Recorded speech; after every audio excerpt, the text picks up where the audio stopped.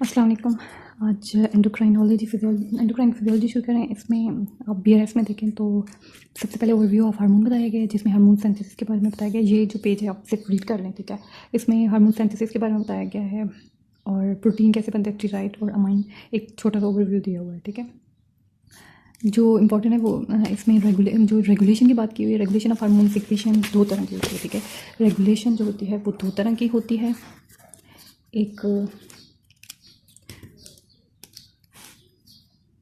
एक पॉजिटिव होती है और पॉजिटिव फीडबैक जिसे हम कहते हैं पॉजिटिव फीडबैक के ज़रिए, और एक नेगेटिव फीडबैक के ज़रिए, ठीक हो गया। पॉजिटिव फीडबैक में क्या होता है? पॉजिटिव फीडबैक इज़ ये जो नॉर्मली ये ज़्यादातर पॉजिटिव फीडबैक होती है ना। पॉजिटिव फीडबैक जो है एक हार्मोन के जो अपना एक्शन होता है वो डायरेक्टली और इनडायरेक्टली इनहिबिट करता है फर्दर सिक्रीशन को। जैसे अब इंसुलिन है, ठीक है। इंसुलिन हमारा क्या करेगा जब इंसुलिन रिलीज़ होता है, क्या जब ब्लड में, पॉजिटिव में हमने इंसुलिन की बात करनी है। एग्जांपल, इंसुलिन क्या करता है जब ब्लड में ग्लूकोज कब सिक्रीट होता है?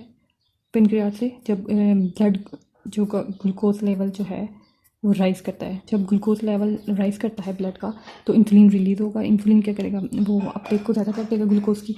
तो इससे क्या होगा कि जो प्लाज्मा ग्लूकोज का ब्लड लेवल है वो कम, जो ब्लड लेवल ग्लूकोज है वो कम हो जाएगा, और एज अ रिजल्ट फीडबैक जो नेगेटिव फीडबैक जाएगा कि अब इंसुलिन तो डिक्रीज, जब ब्लड कंसंट्रेशन होगी तो decreases further secretion of insulin, ठीक है। ये नेगेटिव फीडबैक होगी, ठीक है।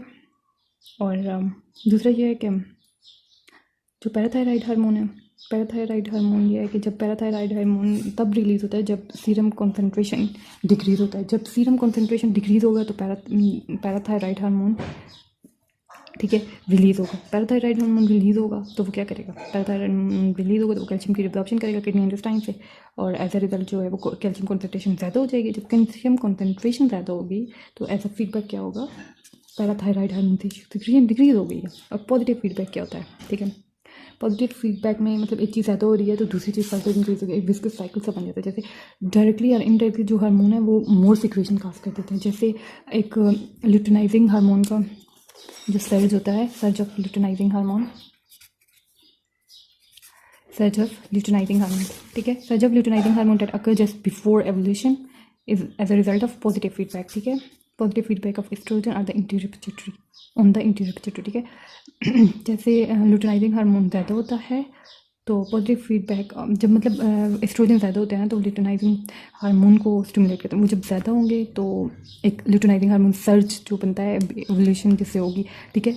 तो जो ल्यूटिनाइजिंग हार्मोन बनेगा वो एक्ट करेगा ओवरीज पे और वो फर्दर सिक्रीशन ऑफ एस्ट्रोजन करेंगे। ये कहना चाह रहा है कि जब सर्ज ऑफ ल्यूटिनाइजिंग हार्मोन जो बिफोर एवोल्यूशन होती है उसमें क्या होता है कि एस्ट्रोजन की अमाउंट ज़्यादा होती है जो कि इंटीरियर पिट्यूटरी पे अफेक्ट करेगी, ठीक है। इंटीरियर पिट्यूटरी क्या करेगा, इंटीरियर पिट्यूटरी हार्मोन रिलीज करेगा जिसको गोनाडोट्रोपिन रिलीजिंग हार्मोन, ठीक है। गोनाडोट्रोपिन रिलीजिंग हार्मोन रिलीज हो गए, गोनाडोट्रोपिन रिलीजिंग हार्मोन ओवरीज पे एक्ट करेंगे और फर्दर एस्ट्रोजन की अमाउंट, जैसे देखिए मैं आपको बताती हूँ, इंक्रीज एस्ट्रोजन हुआ, एस्ट्रोजन ने क्या किया, ठीक है, इंक्रीज एस्ट्रोजन हुआ, वो एक्ट किया इंटीरियर पिट्यूटरी पे। उसने कहा कि इंटीरियर पिट्यूटरी पे एक्ट करा। इंटीरियर पिट्यूटरी ने क्या रिलीज़ किया, gonadotropin releasing hormone. Gonadotropin releasing hormone ने क्या किया, LH रिलीज़ किया। LH ने क्या किया, ओवरीज पे एक्ट किया। ओवरीज ने क्या किया, ओवरीज ने फर्दर एस्ट्रोजन की रिलीज़ करवा दी, ठीक है। तो ये पॉजिटिव फीडबैक हो गया। एक अब रेगुलेशन ऑफ रिसेप्टर्स कैसे होती है, regulation of receptor bye regulating the number of sensitivity of receptor. एक डाउन रेगुलेशन होती है और एक अप रेगुलेशन होती है। डाउन रेगुलेशन में क्या होती है कि डाउन रेगुलेशन में ये होता है कि हार्मोन जो है वो डिक्रीजेस द नंबर और affinity of receptor for itself और फॉर अनदर हार्मोन। जैसे डाउन रेगुलेशन ऑफ रिसेप्टर में क्या होता है, सेंसिटिविटी या उसके नंबर कम हो जाते हैं रिसेप्टर्स के, ठीक है। जैसे अब यूट्रस में क्या होता है कि progesterone down regulates its own receptor and the receptor for estrogen, ठीक है।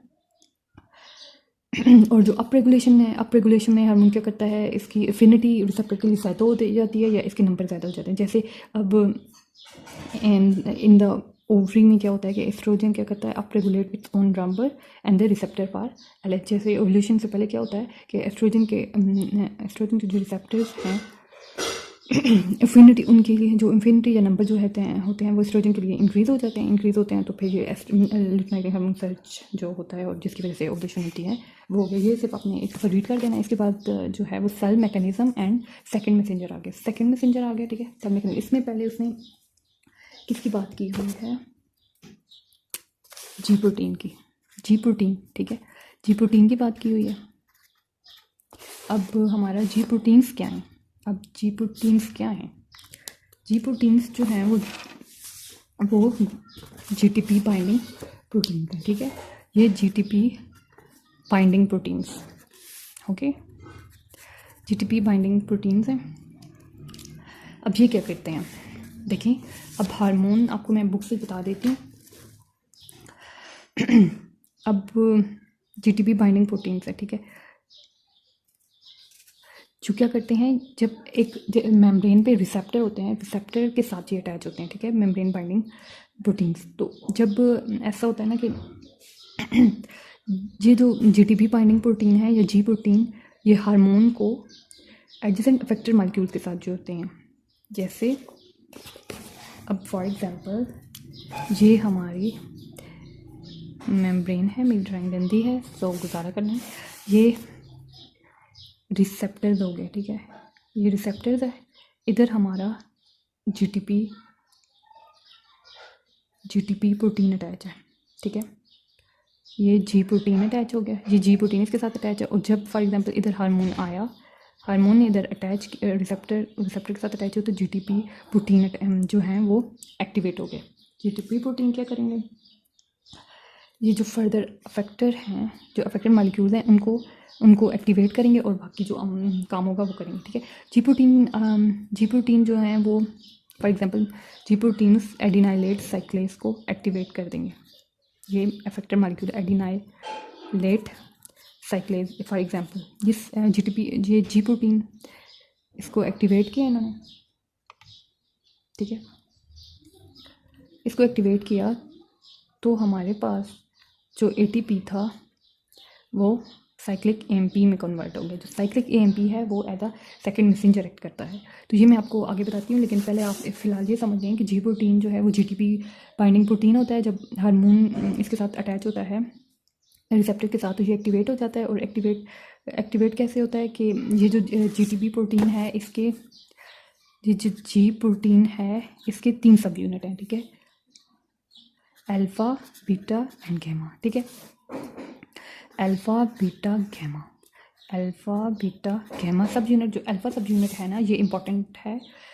जो अल्फ़ा सब यूनिट है वो जो कि किसके साथ बाइंड करता है, जीटीपी या जीटीपी, दोनों के साथ बाइंड कर सकता है। ठीक है, जीटीपी या जीटीपी। जब हमारे पास ये जीटीपी अटैच होगा तो ये अल्फ़ा सब यूनिट इनएक्टिवेट हो जाएगा। जब जीटीपी अटैच होगा तो ये एक्टिवेट हो जाएगा। ठीक है, अब जी प्रोटीन जो है वो कैन बी आइदर स्टिमुलेटरी और इनहिबिटरी। एक्टिविटी जो है वो अल्फ़ा यूनिट में है। अब इसकी जी प्रोटीन की स्टिमुलेटरी और इनहिबिटरी एक्टिविटी किस पे डिपेंड करती है, इस अल्फ़ा यूनिट पे डिपेंड करती है। ठीक है, इस अल्फ़ा यूनिट पे डिपेंड करती है कि आइदर ये जीटीपी के साथ अटैच हुआ है या जीटीपी के साथ। ठीक है, आइदर ये स्टिमुलेटरी है, इन द अदर सेंस से कह सकते हैं कि आइदर ये स्टिमुलेटरी है या इनहिबिटरी है। ठीक है, अब इसकी 2 एग्जांपल हैं जो कि ये जी प्रोटीन यूज़ होते हैं, एक एडिनाइलेट साइक्लेज में और inositol triphosphate second messenger में। ठीक है, अब एडिनाइलेट साइक्लेज मैकेनिज्म में क्या होता है, देखें इस डायग्राम से समझने की कोशिश करते हैं। हार्मोन आया, रिसेप्टर के साथ अटैच हुआ तो जी प्रोटीन एक्टिवेट हो गया। जी प्रोटीन कैसे एक्टिवेट हुआ कि अल्फ़ा सब यूनिट के साथ, जब हमने कहा कि जब अल्फ़ा सब यूनिट के साथ जीटीपी होगा तो ये, जब अल्फ़ा सब यूनिट के साथ जीटीपी होगा तो ये स्टिमुलेटरी हो जाएगा, जब जीटीपी होगा तो ये इनहिबिटरी होगा। तो जब ये हार्मोन आया तो ये जो जीटीपी रिलीज़ हो गया और जीटीपी अटैच हो गया। जब जीटीपी अटैच हुआ तो ये स्टिमुलेट हो गया। ठीक है, जब जी प्रोटीन स्टिमुलेट हुआ तो इसने जो एडिनाइलेट साइक्लेस है उसको उसको एक्टिवेट कर दिया, ठीक है, उसको एक्टिवेट किया। अब ATP, अब एडिनाइलेज साइक्लेज क्या करता है, ATP को कन्वर्ट करता है साइक्लिक AMP में। अब ATP कन्वर्ट हो गया साइक्लिक AMP, और सेकंड साइक्लिक AMP क्या है, सेकंड मैसेंजर है। और साइक्लिक AMP क्या करेगा फर्दर, साइक्लिक AMP एक्टिवेट करता है प्रोटीन काइनेज A को, ठीक है।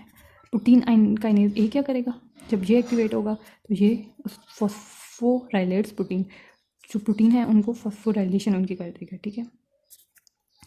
प्रोटीन जब फॉस्फोराइलेट हो गए तो ये अपना फिजियोलॉजिकल एक्शन कर देंगे, ठीक है, इतनी फिजियोलॉजिकल एक्शन। बस ये हमने जी प्रोटीन के बारे में बताया ना, फिजियोलॉजिकल एक्शन कर देंगे। और दूसरा ये कि साइक्लिक AMP डिग्रेड कैसे होते हैं, फॉस्फोडाइएस्ट्रेज एंजाइम होता है एक सेल में, फॉस्फोडाइएस्ट्रेज क्या करेगा, वो साइक्लिक AMP को 5' AMP में कन्वर्ट कर देगा, जो कि इनएक्टिव फॉर्म है, ठीक है। ये आपको समझ आ गई, ये इस तरह GTP बाइंडिंग प्रोटीन एक्ट करता है। इसकी हमें एक और दूसरी एग्जांपल इन्होंने बताई हुई है, उसकी भी हम अभी ही बात कर देते हैं, जो कि है N-एसीटोल ट्राइफॉस्फेट, सेकंड मैसेंजर सिस्टम में, ठीक है, सेकंड मैसेंजर। इसमें क्या होता है, इसमें उसी तरह देखें, हार्मोन आया, अटैच हुआ रिसेप्टर के साथ, रिसेप्टर किसके साथ अटैच था, जी प्रोटीन के साथ। जी प्रोटीन क्या करता है, जब एक्टिवेट होता है तो GTP कन्वर्ट हो जाता है ATP, मतलब अल्फा सब यूनिट के साथ जो GTP था वो इनएक्टिव फॉर्म में वो रिलीज़ हो गई, GTP इसके साथ अटैच हो गया, ये एक्टिवेट हो गया, तो साइक्लिक जो कि जी प्रोटीन है वो एक्टिवेट हो गया। जी प्रोटीन जब एक्टिवेट, मतलब अल्फा यूनिट जब एक्टिवेट हुआ, मतलब जी प्रोटीन एक्टिवेट हो गया। जब ये एक्टिवेट हुआ तो इसने क्या किया, फॉस्फोलाइपेज C को एक्टिवेट कर दिया। जब फॉस्फोलाइपेज C है, उसने क्या किया, जो मेम्ब्रेन में फॉस्फोलिपिड है जिसका नाम है फॉस्फोटिडाइल एनोसिटोल 4,5 डाईफॉस्फेट, ठीक है। जब ये इस पर एक्ट किया, फॉस्फोलाइपेज ने मेम्ब्रेन फॉस्फोलिपिड फॉस्फोटिडाइल एनोसिटोल डाईफॉस्फेट पे एक्ट किया, तो इसने क्या किया, इसको कन्वर्ट कर दिया N-एसीटोल ट्राइफॉस्फेट और डाईइसाइल ग्लाइसरोल, ठीक है, समझ आ गई यहाँ तक। फिर N-एसीटोल ट्राइफॉस्फेट जो है ये हमारे पास आ गया सेकंड मैसेंजर, ठीक है। इसने क्या किया, ये एंडोप्लाज्मिक रेटिकुलम पे गया, ठीक है, एंडोप्लाज्मिक रेटिकुलम में जाके इसने कैल्शियम रिलीज़ करवाई, कैल्शियम रिलीज़ हो गई। कैल्शियम जो रिलीज़ हुई वो डाईइसाइल ग्लाइसरोल के साथ मिली, और इसने क्या किया, प्रोटीन काइनेज C को एक्टिवेट कर दिया। प्रोटीन काइनेज C एक्टिवेट हुआ तो मतलब प्रोटीन की फॉस्फोराइलेशन हो गई, और ये एक्टिव फॉर्म में आ गया, और इसने फिजियोलॉजिकल एक्शन कर दिया, ठीक है। ये बात हो गई। ये बात मतलब कैसे है कि जी प्रोटीन एक्टिवेट हुआ, उसने फॉस्फोलाइपेज C को एक्टिवेट किया, फॉस्फोलाइपेज मेम्ब्रेन फॉस्फोलिपिड पे एक्ट किया, उसने मेम्ब्रेन फॉस्फोलिपिड को कन्वर्ट किया IP3 और डाईइसाइल ग्लाइसरोल में। ये जो एनोसिटोल ट्राइफॉस्फेट है सेकंड मैसेंजर, उसने कैल्शियम पे एंडोप्लाज्मिक रेटिकुलम पे एक्ट किया और कैल्शियम को रिलीज़ कर दिया। कैल्शियम जब रिलीज़ हुआ तो उसने डाईइसाइल ग्लाइसरोल के साथ मिलके जब एक्ट किया, तो जो कि प्रोटीन काइनेज को C को एक्टिवेट कर दिया। जब प्रोटीन काइनेज C एक्टिवेट हुए तो उन्होंने फिजियोलॉजिकल एक्शन कर दिया। दूसरी जगह डाईइसाइल ग्लाइसरोल जो है एराकिडोनिक एसिड पे एक्ट करता है और प्रोस्टाग्लैंडिन रिलीज़ करता है। आजकल इतना ही काफ़ी हो गया, और बाकी जो मैं अगली वीडियो में आपको बताती हूँ। अल्लाह हाफिज़।